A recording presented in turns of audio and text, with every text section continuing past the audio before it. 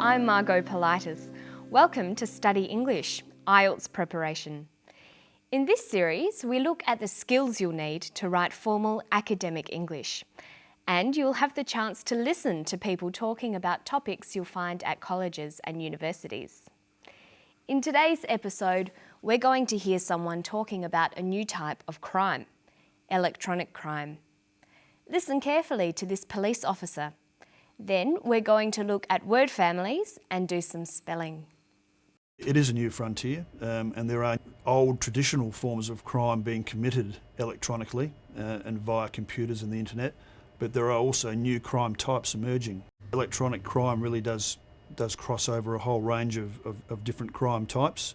You can imagine stalking offences that may be facilitated via email, harassment, threatening emails, small-scale fraud offences, right up through to large-scale frauds committed via the internet.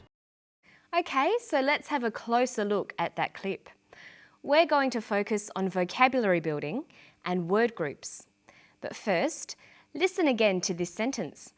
See if you can hear the key word, the main subject of the sentence. It is a new frontier, and there are old traditional forms of crime being committed electronically and via computers and the internet. He says there are old traditional forms of crime being committed electronically. The key word is crime. That's what the sentence is about. Crime is a noun. We say that a crime is committed or done. To commit a crime is to do something illegal. Let's have a closer look at the word crime. In English, many words can change to have different uses. In this way, they form word groups. Learning word groups is an excellent way to build your vocabulary. You should write them down in a table like this, showing adjectives, nouns, verbs, and adverbs. Of course, there are often at least two different sorts of nouns for things and nouns for people. Let's have a look at the crime word group. Crime is a noun. It's a thing. A criminal is a person who commits a crime. Criminal is also the adjective. We can describe something by using the word criminal before the noun. That was a criminal act. And we have the adverb criminally. To behave criminally is to behave in an illegal way. There's no verb from crime. We have to use the phrase to commit a crime. Okay, we'll come back to our table a bit later. Right now, listen to what sort of crimes are being committed these days and listen for an ly adverb. It is a new frontier, and there are old traditional forms of crime being committed electronically and via computers and the internet. He says there are old forms of crime being committed electronically. Electronically is an adverb. It means in an electronic way or using electronics. Electronics is the study of electricity and the things that use electricity. Listen to the way electronic is used here. It is a new frontier, and there are old traditional forms of crime being committed electronically and via computers and the internet, but there are also new crime types emerging. Electronic crime really does cross over a whole range of different crime types. Electronic crime really does cross over a whole range of different crime types. He uses the phrases electronic crime and committed electronically. Notice that electronic, the adjective, comes before the noun crime, but that the adverb electronically comes after the verb committed. Let's look at the table again. We have electronic, the adjective, electronically, the adverb, and electronics, the noun. You'll notice that not all words take all these different forms, but where they do exist, you'll be able to see patterns emerging. For example, look at the adverbs criminally and electronically. They both end in ly, ly. Okay, so we've looked at electronic and its word family. These days, electronic is often used to mean relating to computers or new technologies. It sometimes gets shortened to E. We have email, electronic mail, e-business, electronic business. So we could call these electronic crimes e-crimes, crimes committed using computers and the internet. But what sorts of e-crimes are being committed? Listen for the two main types of crimes that he mentions. Electronic crime really does cross over a whole range of different crime types. You can imagine stalking offences that may be facilitated via email, harassment, threatening emails, small-scale fraud offences, right up through to large-scale frauds committed via the internet. He mentions two main types of crimes: stalking offences and fraud offences. An offence is another word for a crime. Notice how you can build your vocabulary by looking at words on a theme. An offence is a crime, and offenders are criminals. But look at some other crime words. We've got robbery and robbers, burglary and burglars. And there are lots more. You should try to learn words in themes like this. See how many words you can find for different types of crimes and criminals. Okay, now let's have a quick look at some spelling. Spelling is very important in formal writing, but English spelling is very difficult. There aren't too many rules and most of them can be broken. Notice that many words can have doubled letters, but you can't tell by just listening to the words. In today's story, we've seen the words committed, electronically, different, cross, harassment, and offences. They have all got doubled letters. There aren't really any rules for spelling these words. You have to learn them all one by one. When you come across new words, try writing them down a few times and spelling them out loud. Notice in Australia and England, we spell doubled letters out by saying the word double before them. Double F, double S. But in the United States, they just say the letter twice. FF, SS. So you can choose either way, but you should learn to recognise both. Listen to this. Different. D-I-F-F-E-R-E-N-T. Different. Harassment. H-A-R-A-S-S-M-E-N-T. Harassment. And electronically. E-L-E-C-T-R-O-N-I-C-A-L-L-Y. Electronically. Notice that even though English spelling can be very difficult, it's very important to make sure you spell words correctly. It makes your writing look bad if you misspell words in essays, so you'll need to work hard at it. So our lessons for today are: write down new words you find. Check the spelling in a dictionary to make sure you've spelt them correctly. See if you can find other words that belong to the same family. Can the word be used as a noun or verb? Write all the word forms in your word family table. Don't forget that it's very useful to keep your words listed according to topics, like crime words, business words, or computer words. And that's all we've got time for today. I'll see you for the next episode of Study English. Bye-bye.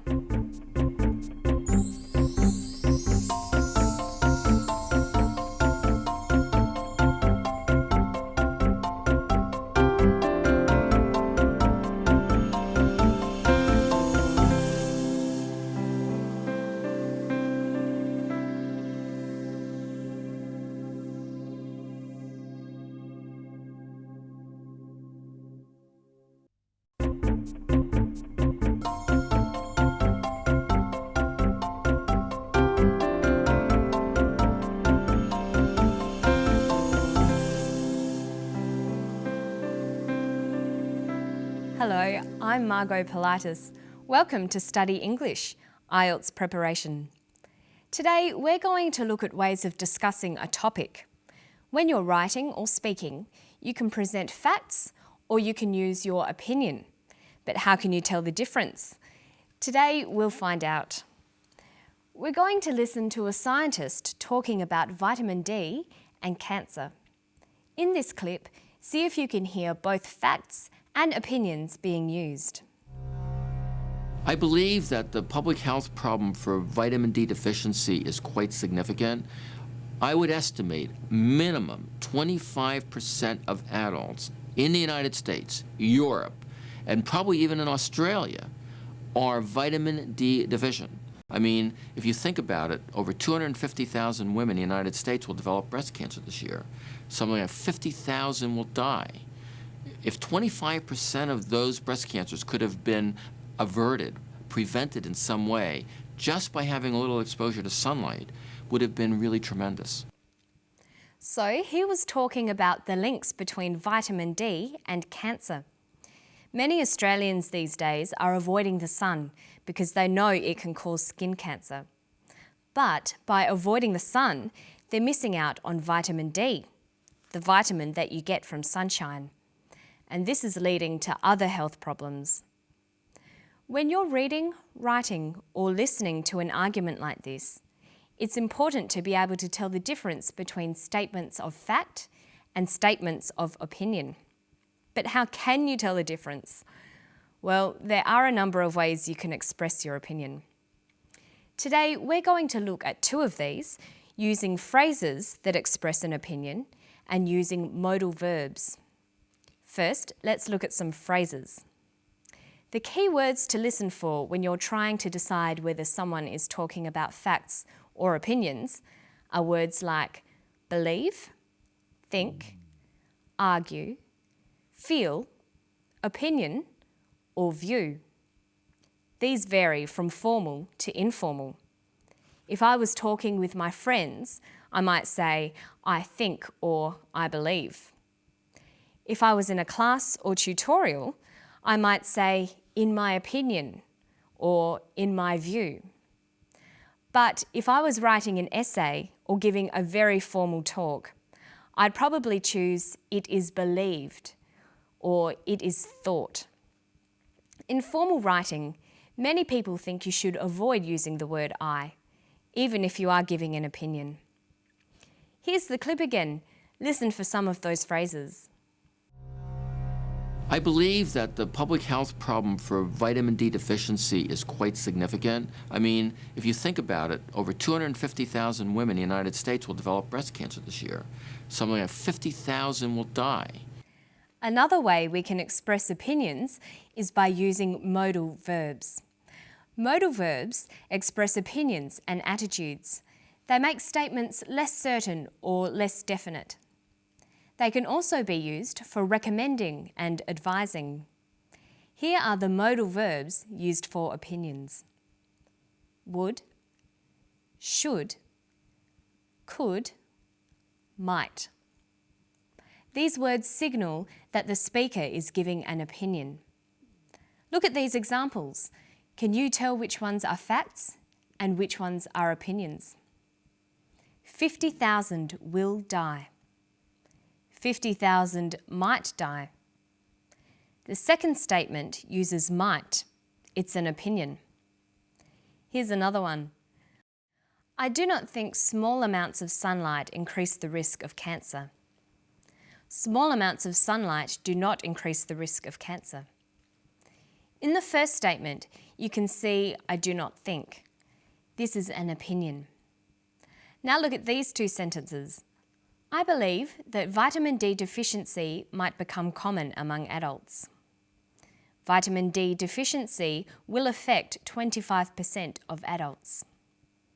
The first is an opinion. I believe, might become.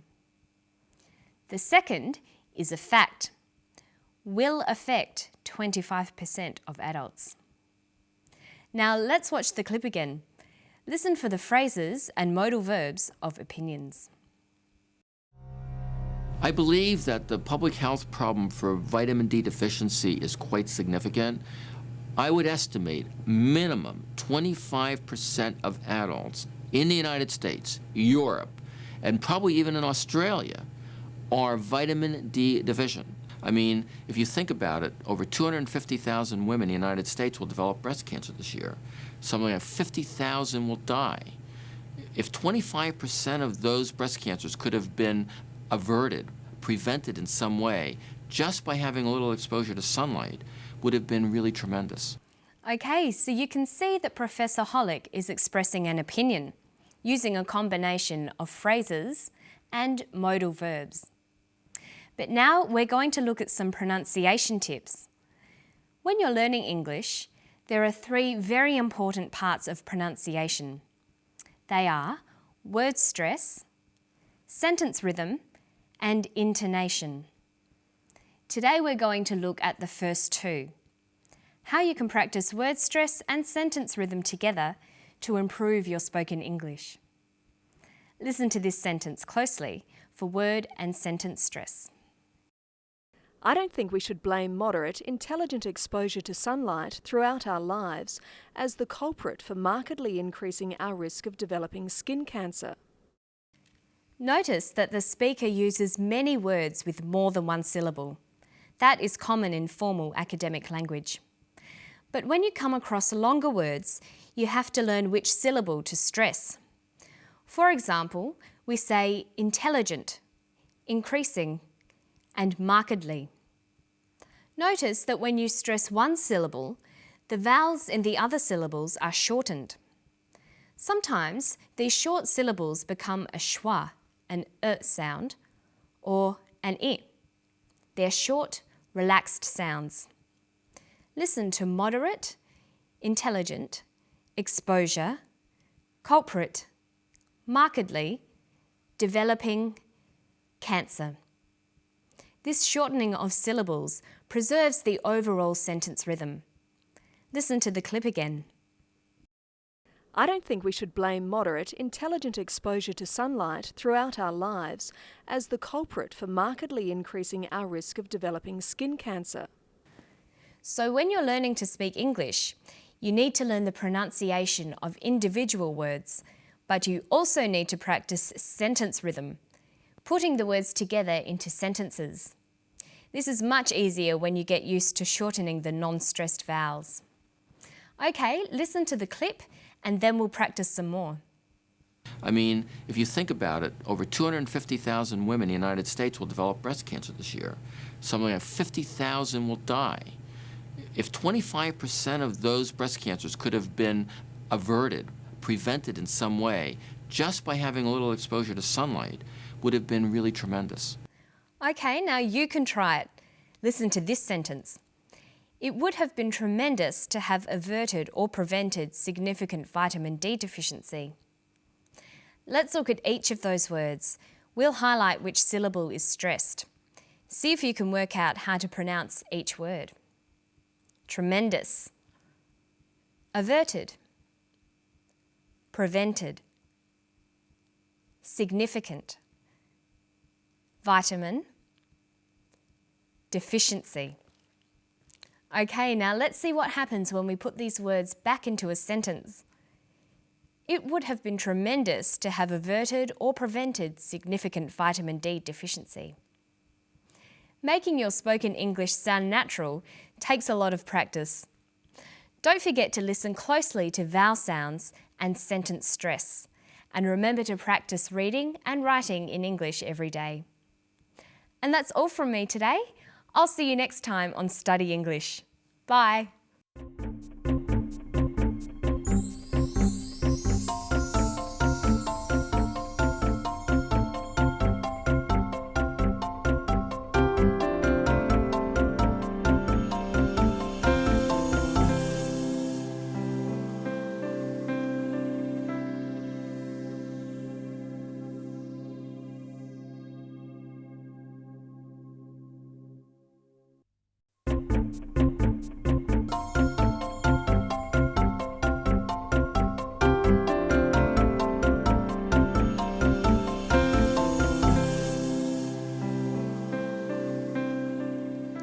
Hello, I'm Margot Politis. Welcome to Study English, Ielts preparation. Today we're going to talk about businesses and different ways to discuss economic information. We're going to listen to an interview with the head of a large clothing company. Then we're going to look at how he describes the success of his company. Here's Derek O'Neill. Well, we've said before that we've had consistent growth over the